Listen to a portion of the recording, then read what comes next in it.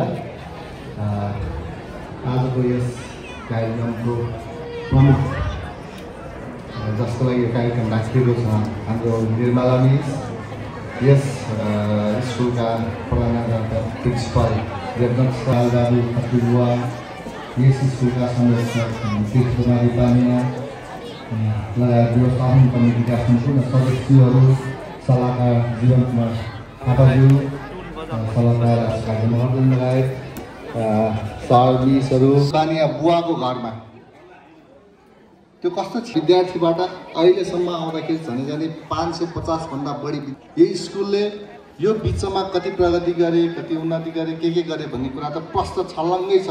विद्यार्थी यति हुनु नै ठुलो कुरा। जगतबहादुर बानिया बुवा त काम विशेषले धेरै जसो भ्याली बाहिर बस्नुहुन्थ्यो, उहाँ घरमा धेरै कम मात्र आउनुहुन्थ्यो। मलाई राम्रोसँग ज्ञान छ। उहाँ त्यतिखेर हाम्रो तीर्थकुमारी आमाले जुन हामीलाई स्याहार गर्नुहुन्थ्यो, एउटै टोयलेट थियो, हामी सबै शिक्षक शिक्षिका विद्यार्थीहरू एउटै टोयलेट, घरको सबै एउटै टोयलेट युज गरेर कसरी स्कुलमा बसेर उहाँहरू बिहानदेखि सरसफाइमा लाग्नुहुन्थ्यो। म उहाँहरूलाई अझै पनि सम्झिन चाहन्छु। त्यतिखेर प्रतिमा दिदी